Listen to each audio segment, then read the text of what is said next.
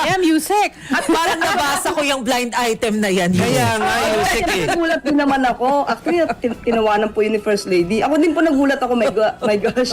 Saka, wala po tayong condominium.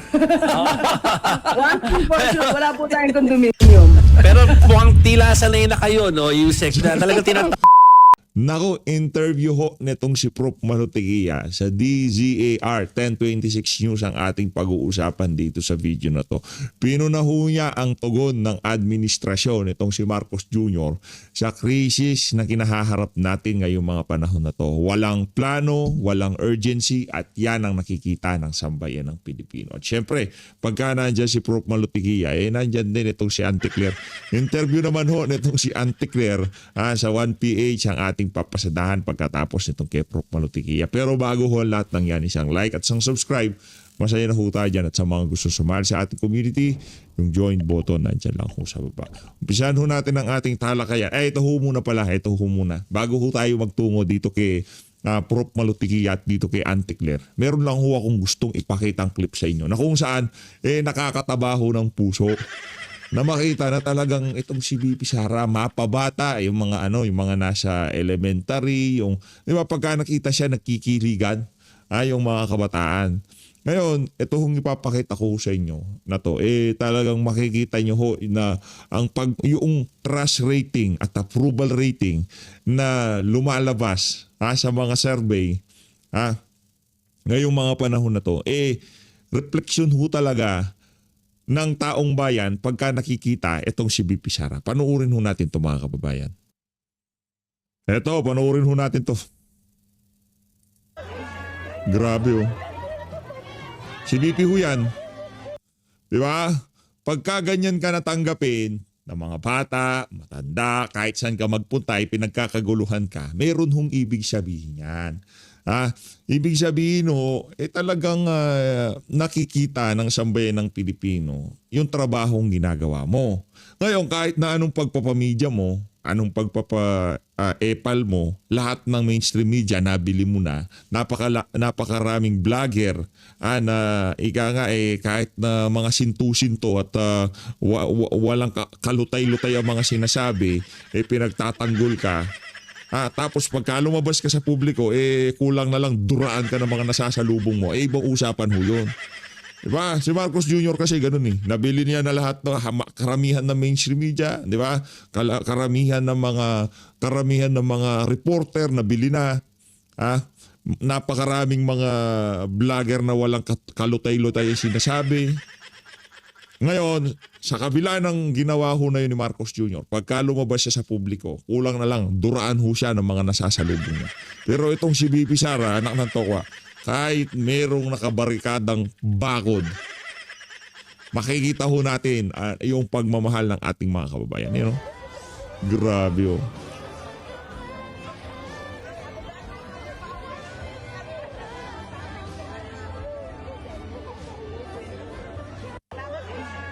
Grabe no, yung tipong yan yung di rin natin masisi na emosyonal itong si nanay Kasi siguro kumbaga umasa siya na nung panahon ni Tatay Digong na magkakaroon ng pagbabago sa edad nila na yan, makikita nila na kahit papaano iigi ang buhay sa Pilipinas. Tapos bigla tayong magkakaroon ng presidente na kung saan babalik ta rin lahat ng ginawa nitong si dating Pangulong Rodrigo Duterte. At yung pag-asa na nakita nila noong mga panahon na yun biglang naglaho na kung saan bumalik na naman tayo doon sa normal yung sa administrasyon kasi doon mga nakalipas na administrasyon bago kay Tatay Digong. Parang normal na lang na yung mga taong bayan nakakaligtaan, yung mga mahihirap lalong naghihirap, nahihirapan, di ba? Pero nung panahon ni Tatay Digong yun ang inuna niya yung mga mahirap nating mga kababayan, di ba? Ibinalik niya yung kalye sa mga manggagawa, wala nang natatakot sa kalye, yung mga kabataan talagang nailay sa mga isa'y pinagbabawal na droga, lahat ho yun ibinaliktad ng administrasyon. Sila mismo yung naging naging kawatan, naging talagang lumakas ang loob ng mga magnanakaw at mga kriminal dahil sa nakikita nila sa pamahalaan ngayong mga panahon na to. Yung tipong yung pag-asang nakita ng mga matatanda nung mga panahon, yung mga kababayan nating may edad, bigla hong naglaho. Kaya ngayon, pagka nakikita itong si BP Sara, yung emosyon ho nila, hindi ho nila mapigilan. Ano ho yan? Kumbaga, hindi pa ho tapos ang lahat. Nandiyan pa itong si BP Sara. Kaya kahit tayo ang makakita kay BP talagang, diba, yung damdamin. Matindi ho yan mga kababayan. Rekta na ho tayo dito kay Auntie Claire. Yung Auntie Claire ho tayo dito, Auntie Claire. Salamat po sa pagsama kahit Holy Wednesday na. Hello. Yusek. Yes, good evening, Joe. Si Auntie Claire, walang Miyerkules Santo sa kanya. Walang Miyerkules Santo dyan sa ali na yan. Basta ang kanyang trabaho, naka-lock-in ho yan eh. Lock-in na yan. Basta ang ali na yan, kahit na Biyernes Santo, anak ng toko, kahit magugunaw na ang mundo, interviewin mo yan. Basta pag-usapan natin mga Duterte, talagang siraan eh. Papatulan ho kayo ng ali na yan. Toby, Maricel, and Chiki. Magandang gabi sa inyo lahat. Alam mo naman, sabi natin, walang bakasyon. Hindi Yes, usong bakasyon. totoo. Sa executive department, hindi yan uso. Oo nga. Pero Yusek, simulan ko na po dito sa naging panukala ni Senator Sherwin Gatchalian na kahit na meron pa tayong supply ng petrolyo, mas maigi daw na magpatupad na ng fuel rationing para kumbaga makita natin kung ano talaga yung mga prioridad doon sa mga nangangailangan talaga ng petrolyo. Nako. Ano po ang tingin ng Malacanang dito? Ang kinikilausap natin ngayon, si Secretary Sharon Garin, Malaki yung problema yan, yung fuel rationing na yan. Pagka pinagplanuhan yung fuel rationing na yan, malamang sa malamang, panic buying ang aabutin ho natin dyan mga kababayan. Diba? At yung mga medyo may impluwensya, mga mayroong kaibigan na mga mag-hoarding na ho yan. Kaya mas maigi pa na imbis na kung anong pinag-iisip nila, ibalik na lang ho nila yung perang ninakaw nila. Yung kinuha nila sa pamamagitan ng mga DPWH project, Ghost project, substandard project, yung 1 trilyon na ninakaw sa sambayan ng Pilipino, yun ang gamitin nating pangsalo sa lumilipad na presyo ng mga produktong petrolyo. Ganun kasimple yun. Diba? Anong rationing? Ibalik nyo yung pera na ninakaw nyo sa pamamagitan ng mga ghost project. Tapos ang usapan. At sinabi niya na sa ngayon hindi pa siya kailangan dahil sapat ang supply natin. Wag lang may mag-hoard. So, syempre pakiusap na rin natin sa ating mga kababayan, wag po kayong magsamantala lalo sa panahon ngayon. Pero yung pong suggestion po ni Senator Sherwin Gatchalian ay maaari po naman ito pag-aralan. Sabi nga po ni Pangulo, lahat po ng suggestion na makakatulong po sa atin, sa ating mga kababayan, yan po ay hindi pa po kailangan ang sabi po ni Secretary Sharon Garin. Ano po bang punto natin masasabi, Yusek, na mukhang kailangan na nating mag-fuel rationing? Ano yung mga considerations? Siguro kung nahihirapan na talaga tayo, ito lang yung maaari ko masabi kasi mas maganda si Secretary Sharon Garin na magbigay ng detalye. Kasi sa nakikita ko at naipapaliwanag sa atin ni Secretary Sharon Garin, nakakakuha tayo ng mga supplies, nakakakuha tayo sa mga sources, at marami pa tayong kinakausap na bansa. Isa na dito, ilan lamang dito ay ang Canada, USA, South American countries, pati na yung Russia. At ngayon, nakikipag-usap tayo sa bansang Iran para po mas magaan, no? Makatawid yung mga shipment ng oil na para sa Pilipinas. So, siguro yun po yung nakikita po ni Secretary Sharon Garin. Kaya medyo hindi pa po, ayoko sabihin hindi na-alarma, no? Kasi iba po yung sitwasyon ngayon. Yeah. Baka ma-misquote tayo o ma-misunderstand na naman tayo ng iba, no? Magkaroon ng misunderstanding or miscommunication. Ang gusto naman po natin sabihin is, sa ngayon, hindi pa po nakikita ng administrasyon dahil ito po rin ang sinasabi ni Secretary Sharon Garin. Pero lahat po ng opinion at lahat ng suggestion na makakatulong po sa atin, open po ang administrasyon. Follow up ako doon, yung Secretary sabi nyo nga ay isa sa mga efforts sa yung pakipag-usap sa Iran, doon sa ambassador. Ang sabi po ni Foreign Affairs Secretary Tess kanina ay naparating na daw kay Pangulong Bongbong Marcos yung kanilang pakipag-usap. Meron ba kayong update tungkol doon kung na-inform na ang Pangulo at kung ano yung naging reaksyon niya? Yes, opo. Yung ibinigay ko sa inyong report, yung po mismo ang ni-report ni Secretary Sharon Garin at ni Secretary Tess Lazaro sa ating Pangulo. Yung ibinigay ko po sa media. So naging maganda po ang kanilang naging usapan dahil sabi nga rin po ni Secretary Tess Lazaro ay Kung maganda ang naging usapan, sigurado may kikita. Ganyan naman ho yan eh. Hindi maganda magiging usapan ng administrasyon na to sa kung anumang krisis ang kinakapalooban natin ngayong mga panahon na to. Kung hindi sila kikita, hindi magiging maganda usapan. Kung hindi magkakapera ang pamilya Marcos, hindi magiging maganda usapan. Diba? Flood control. Merong kickback, maganda ang usapan. Diba? Sa pagdating sa asukal, maganda usapan. Saan pa? Pagdating sa bigas, maganda usapan. maganda naman din po ang relasyon natin sa bansang Iran. So sana po maging Anak ng tokwa, maganda relasyon. Maganda raw ang relasyon natin sa bansang Iran. Anak ng tokwa, mga kababayan, kung hindi pa ho nag-reality check ang buong mundo sa lahat ng bansa, wala hong makikipagkaibigan, wala hong makikipag-usap sa bansang Iran ngayong mga panahon na to, mga kababayan. Yan, maniwala ko kayo. Yung nangyayari na yan, reality check yan. Dati kinakausap lang natin mga bansa dyan sa Europa. Diba? Yung colonial mentality ba? Sa bansang Amerika. Basta magaling lang ang mga taga-bansang Amerika, basta Europa, yung mga puti, yun lang magagaling. Pero banda dyan sa may hindi. Hindi yan, especially yung mga Iran. Hindi, wala ho yan, di kinakausap yan. Mantakin nyo, kapitbahay nga natin dito, bansang China, dahil kaaway ng Amerika, inaaway din natin. Di ba? Dapat sana pag-usapan natin yung mga sigalot na yan dyan sa West Philippine Sea. Dahil kaaway ng China, hindi ho natin madaan-daan sa diplomasya kung ano man ang problema natin dyan sa lugar na, dyan sa bahagi ng mga dagat na yan sa dyan sa South China Sea o West Philippine Sea kung tawagin natin. Dahil kaaway nga ng China, Amerika. Imbis na mapag-usapan natin yung mga mapagkakasunduan, dahil kaalyado natin ng Amerika, nagkakagulong problema. Ngayon, gusto natin makipag-usap sa Iran dahil nga may problema tayo sa langis. Remind ko lang ang administrasyon napakaraming EDCA site dito. Napakaraming kano. Merong mga armas ang Amerika sa ating bansa. Isa sa mga binabantayan ng bansang Iran, ang bansang Pilipinas.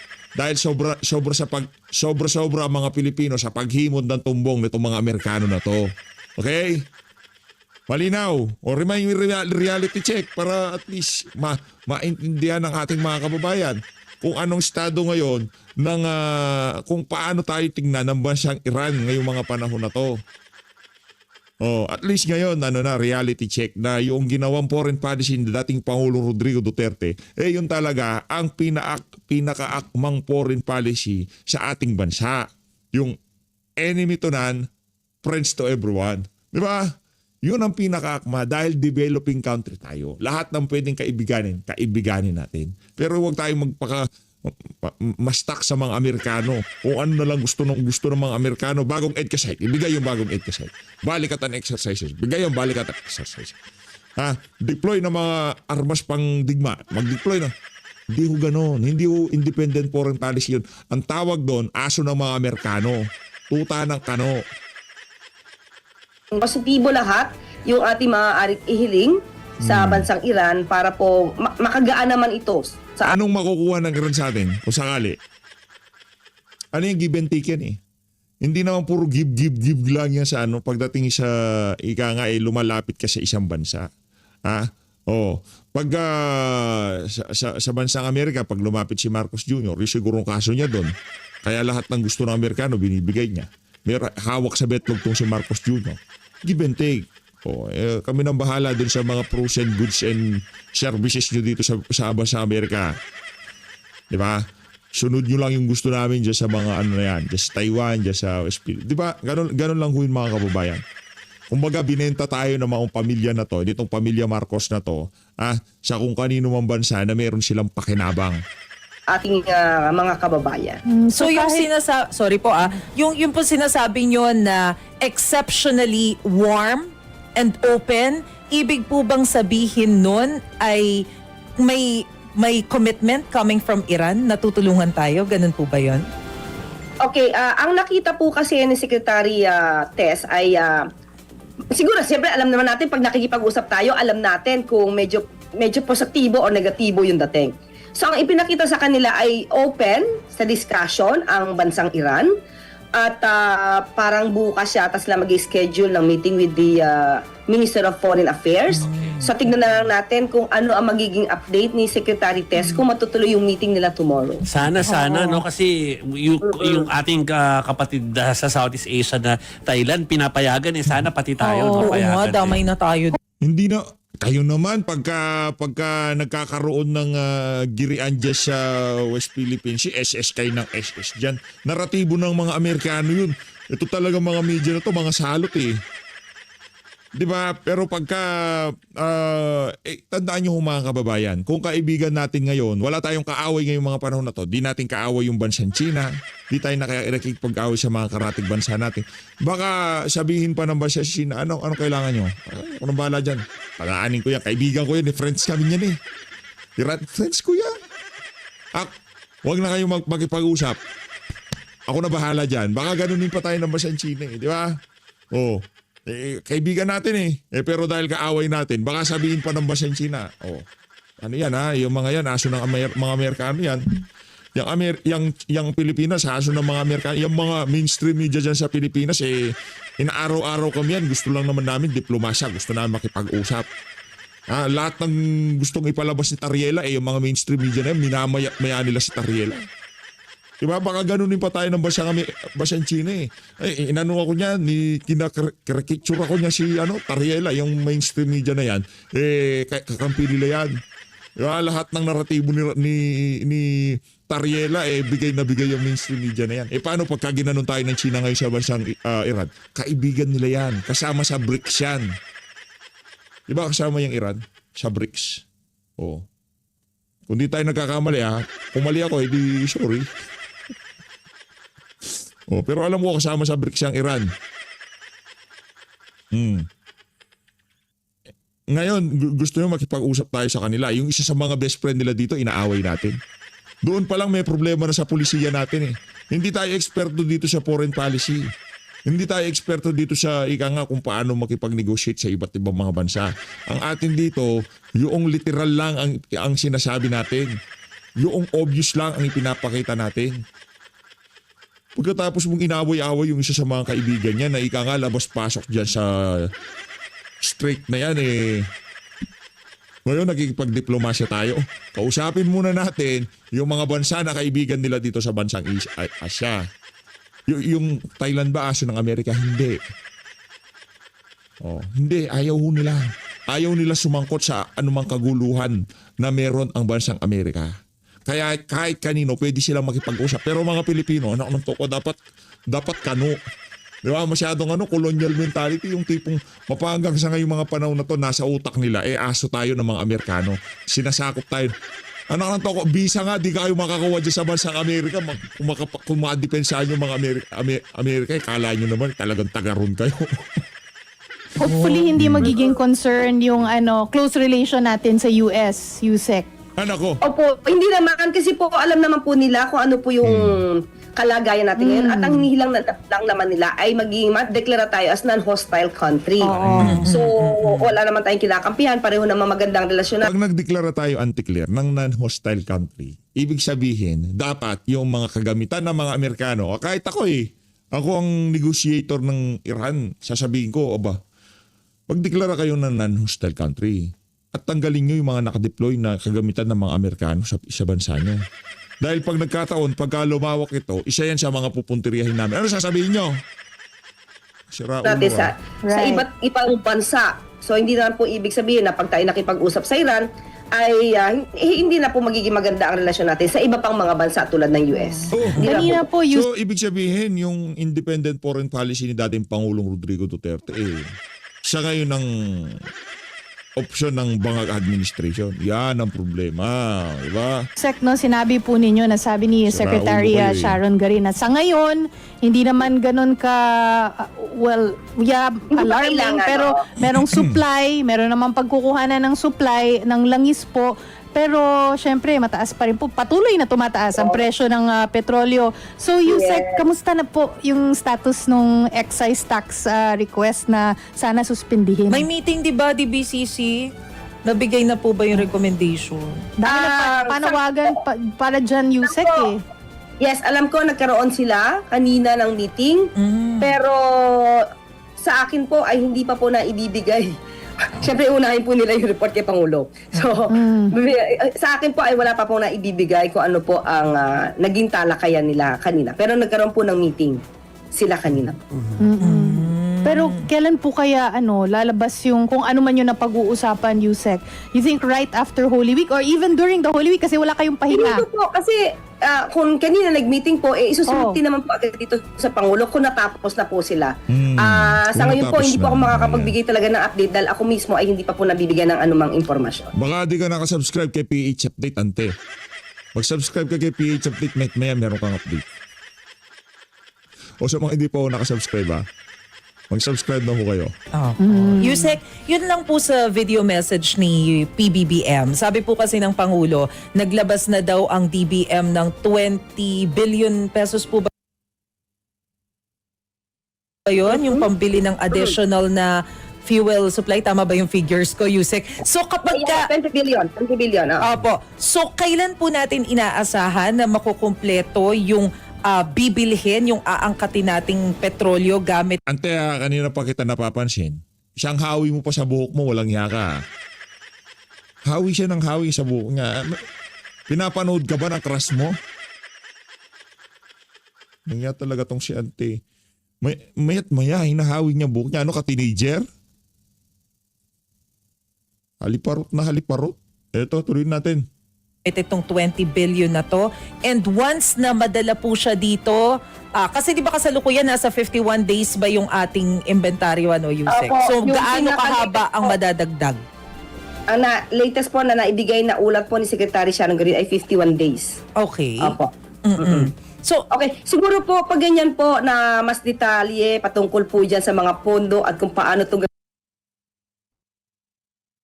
gagamitin. Siguro po ibibigay ko na lang po yung tanong kay Secretary Sharon Garin kasi siya po yung mas makakapagbigay ng detalye patungkol po Bigay dyan. mo. yes, we understand that, Yusek. Pero hingan ko na rin po kayo ng panig ng Malacanang kasi parang may nabanggit po ang Department of Agriculture naman na isa sa mga malalaki pala talaga nating kliyente pagdating dun sa ating mga export products, particular yung saging, ay Iran. Nako. Kaso, hindi nga tayo makadaan dun sa Strait of Hormuz. Yari. May nabanggit po kaya sa inyo kung anong plano natin doon? Wala pa rin po ngayon. Pero siguro po kung makakapag-usap Yan ang sinasabi ni Prof. Malutikia. Walang sense of urgency. Ang tugon ho ng administrasyon ay napakalamya dito sa problema kinahaharap natin na to. Ngayon, pagka napupulaan kayo ng mga inutil ang administrasyon nitong si Marcos Jr., napupulaan kayo ng ating mga kababayan, nagagalit kayo.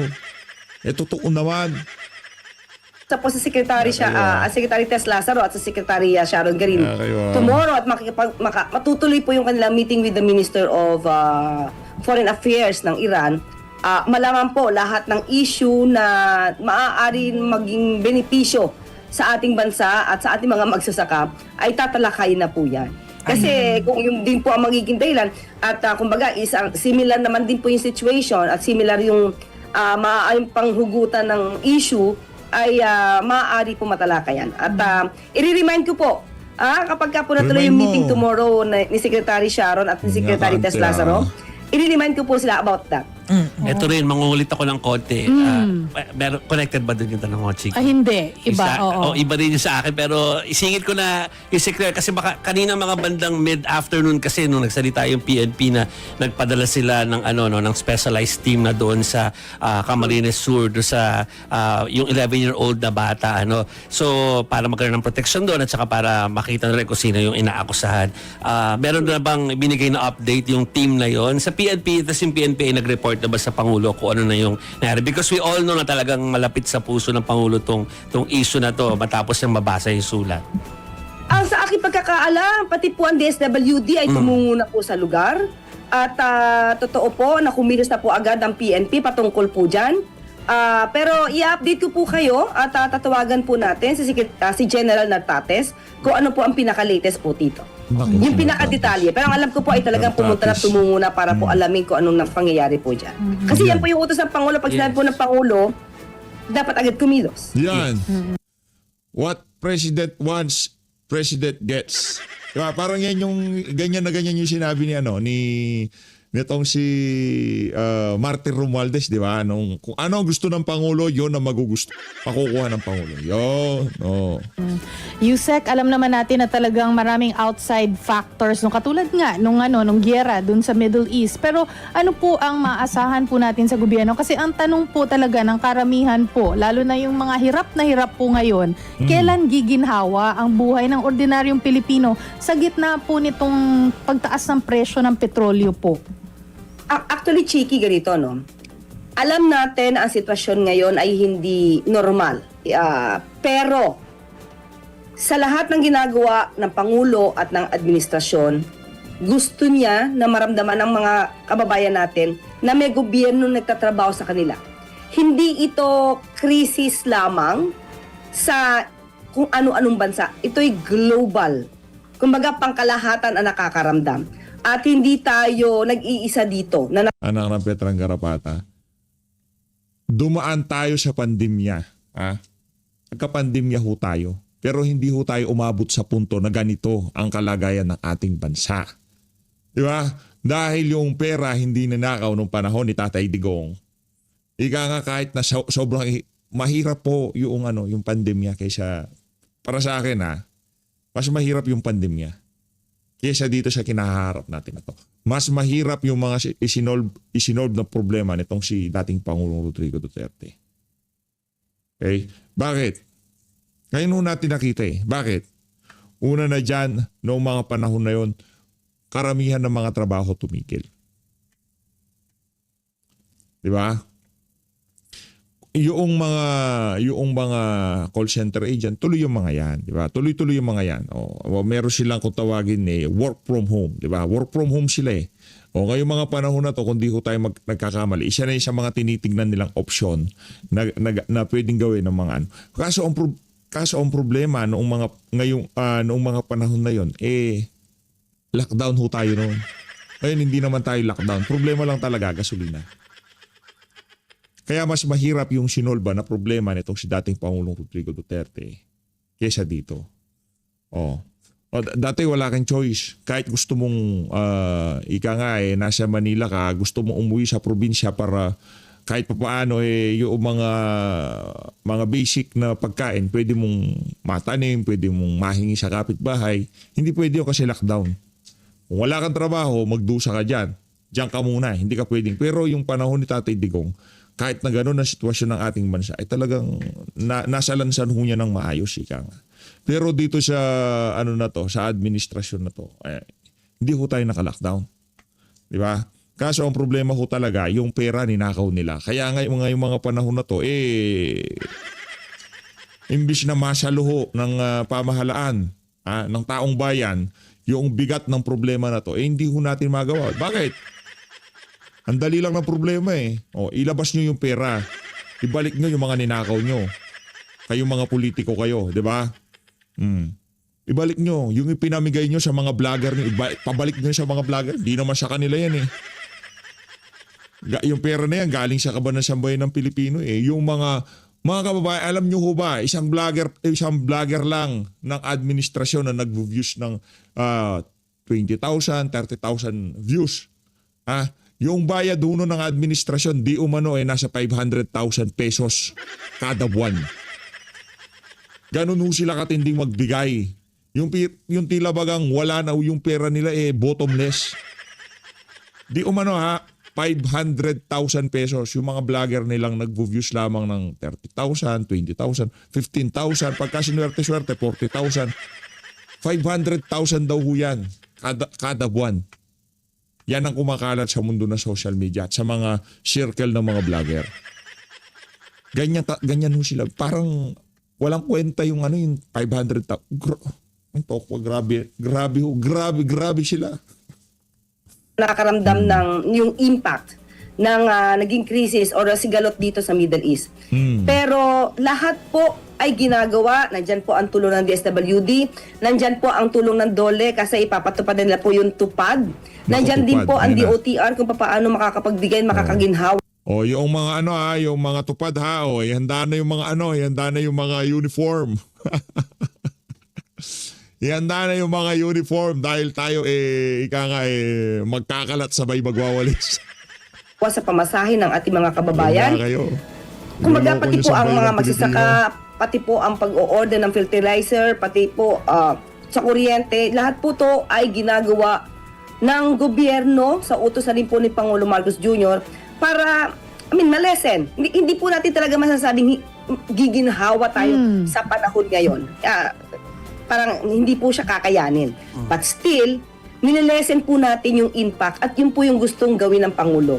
Lahat po tayo, hindi iisang sektor, hindi Ang dali lang ilesen ng impact. Ibalik nila yung ninakaw nila sa kaban na sambay ng Pilipino. Mula doon sa mga i-deliver na pera, kickback o kung ano man yan, ibalik lang nila. Malilesen na ng impact. Wag nyong obligahan ang sambay ng Pilipino na ibigay pa yung mga dapat nilang ibigay para maibsa ng ating kahirapan ngayong mga panahon na to. Ibalik nyo yung mga ninakaw sa kaban na sambayan ng Pilipino. Executive Department, ibalik nyo lahat ng ninakaw. 600 million. Henry Alcantara nakapagsuoli na ng 600 million sa mga nanakaw sa mga anomalyang flood control. Trillion pinag-uusapan natin dito, billion. Kung ay binibida sa atin ng DOJ dahil doon sa apuradong restitution na hindi nakasalig sa batas, walang pamantayan na sinusunod. Di ba? Yan, 600 million, masaya na ho ba kayo sa bayan ng Pilipino? Kaya hindi pinapansin yung balita na yan na meron ng 300 million na naisaoli sa mga ninakaw nila. Di umano. O ano yung naging basihan? Bakit 600 million lang? Wala akong makapagpaliwanag kasi hindi nakasalig sa batas. Nagbendalo sila diyan sa restitution na yan.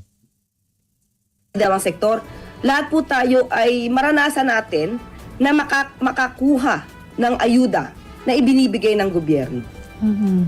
I-clarify natin walang masama doon. Ang sinasabi natin, anong naging pamantayan? Kasi para sa atin, kulang yung 600 million. Kaya dahil nga ura-urada yung pagsusuoli ng pera, kagaya ng pagbebenta natin ng ginto, yan hong nangyari. Hindi natin malaman, sapat na ba yung 600 million? Sapat na ba yung mahigit 200 million nitong sinuoli nitong si Henry Alcantara? Wala akong nakakaalam. Kasi bakit? Hindi nakasalig sa batas. Hindi pinag-aralan. Hindi na-compute ng maayos. Kumbaga nagbida-bida lang yung mga individual na kailangan magsuoli ng pera. Dapat sana idinaan muna sa tamang proseso. Kinumpute natin yung tamang amount na i-restitute nitong mga magnanakaw na to. Ngayon wala na. Siyempre si Henry Alcantara, nagsuoli na ako, isusuoli ko. Diba? Kahit na bilyon ang dumaan sa mga palad ng mga yan, nagpapatalo ng daang milyon sa mga kasino, state witness na nga, diba? Kanya kayo. Okay. Yusek, medyo kakambyo lang ako ng topic ha. Kasi po, alam ko kahapon nasagot niyo po yung video message ni Senator Amy Marcos. Pero meron kasi uli siyang ibang pahayag ngayon tungkol naman doon sa Independent Commission for Infrastructure. Nananawagan po kasi siya ng full transparency ng report ng ICI. Ang sabi niya pa, para kipang itinatag yung ICI kung itatago lang naman ang report.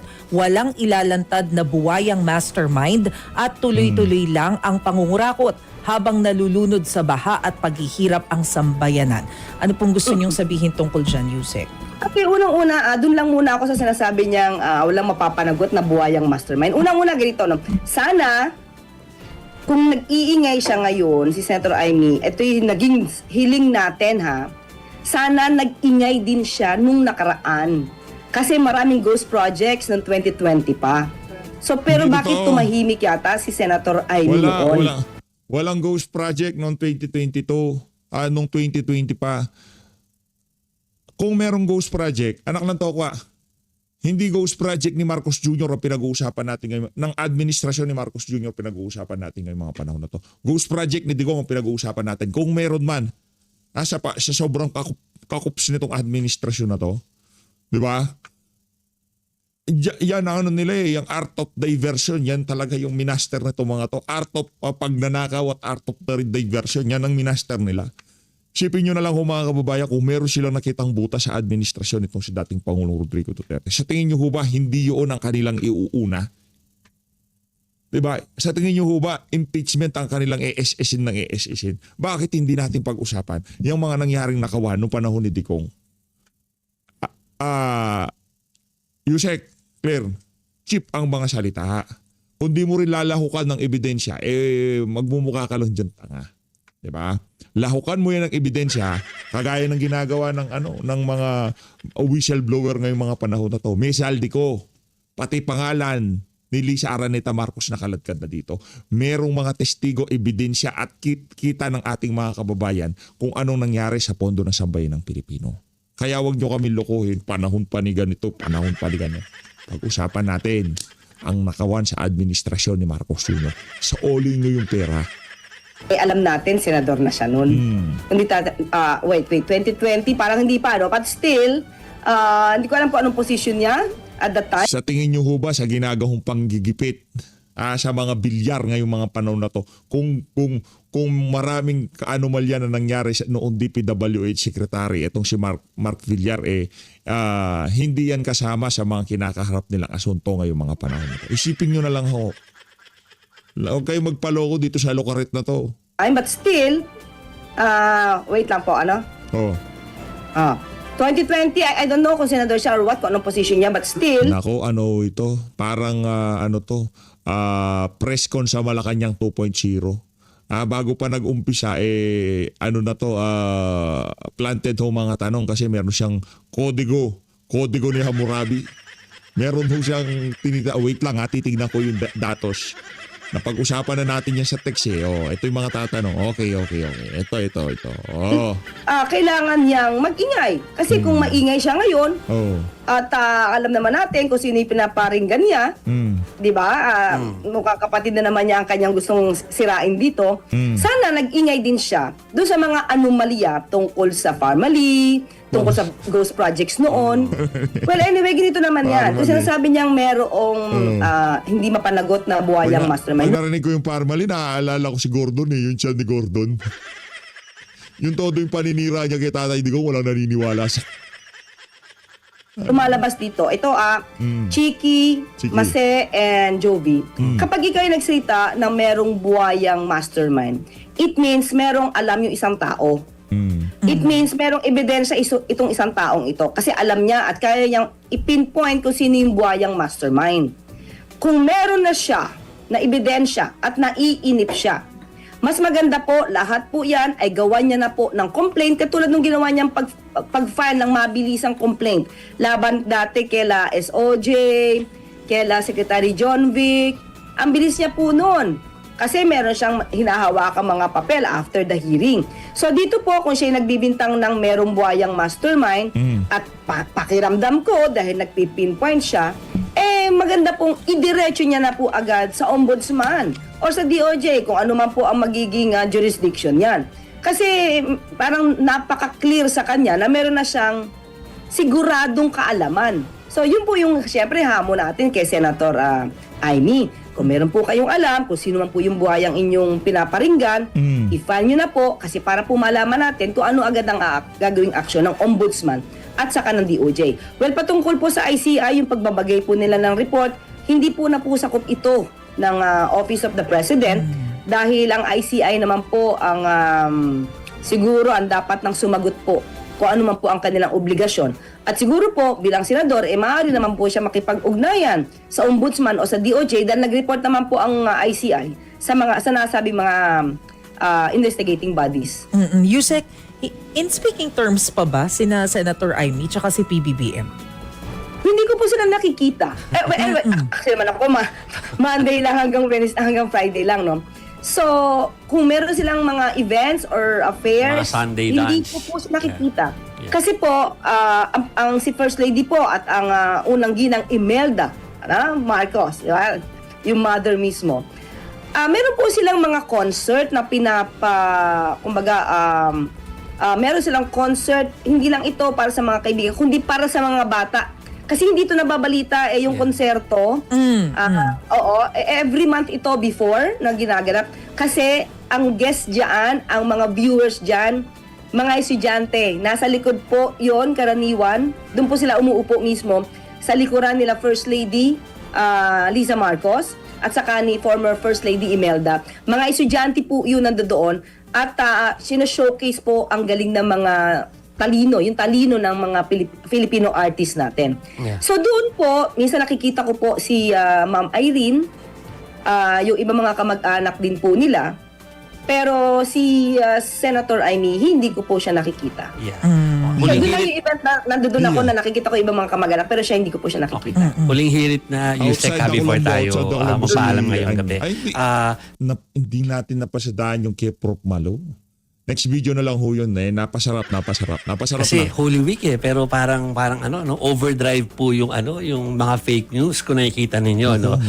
Sobra po. Sana yung mag-gumatol sa fake news. Yung Alex Ayala and Risa Ontiveros, 'di ba? Tapos yung marami pang ibang mga Ano ba yung Alex Yala at saka ano? Hindi ko alam. Ano yun? Hindi ko alam. talagang sinasakyan po maski nga kayo tina-target ng fake news ano ba ang inyong mensahe lalo na hindi ba magpapahinga lalo lahat naman tayo magbe-break this no. Actually, sa dami ng fake news nila, hindi ko na alam. May nagsasayaw ako sa EDSA, may picture ako na hindi ko alam kung taga Cebu yata yun. Na okay naman siya kasi mukhang naman siya, mukhang maka-Anteclair naman siya. Pero nakayakap ako. Actually, nung una, akala ko ako yun. Kaya sabi ko, kailan to? Ako mismo nagduda. Ako ba to? Kasi hindi ako nagpapapicture ng ganun, hindi nakayakap eh. Pero nagduda ako. Tapos nakita ko, may nakita akong senyales sa katawan nung picture, hindi ako yan. Pero hindi ko na sasabihin sa inyo kung hindi kasi yun lang yung paraan ko malaman na fake siya. Yung anti-clear, meron ka bang balita? Kasi nasa larangan ka ng pagiging spokesperson. Kilala mo ba yung spokesperson na babae na nasa 50s na nakikipagbembangan sa spokesperson na nasa 30s? Meron ka bang balita doon? Kasi kung malamang sa malamang meron ka dyan. Balitaan mo naman kami kung sino yung 50-tahin na spokesperson na nakikipagbembangan doon sa 30-tahin. So hindi ako yon. So yung mga lumalabas po na siguro news, hindi ko na alam yung iba. Katulad niyan, parang kinokonek ako doon sa ibang mga pictures. Hindi po tayo diyan. Tayo po ay at tayo po ay mapagmahal na nanay at mapagmahal na asawa. Ayan na nga na may meron sila. Asawang loyal. Ever faithful wife. Yeah. Hindi siya yun ha. Hindi siya yun. Ako, sinasabi ko rin sa inyo, hindi siya yun. Kasi kayong di ba? Ayan, Yusek. At parang nabasa ko yung blind item na yan. Kaya nga Yusek Nagulat din naman ako. Actually, tinawanan po yun ni First Lady. Ako din po nagulat ako, my gosh. Saka, wala po tayong condominium.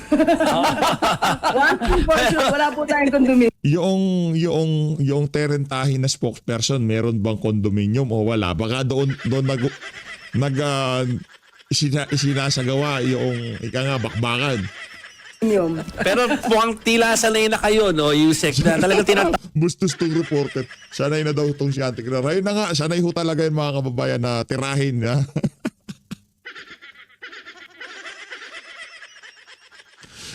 Tirahin ng mga basher, hindi nung terentahin. Ano ba? Ay na nga, ito na ulit sinangati reaction video. Maraming salamat sa pag-support sa page of T. Mag-ingat ko kayo lahat ng Pilipinas.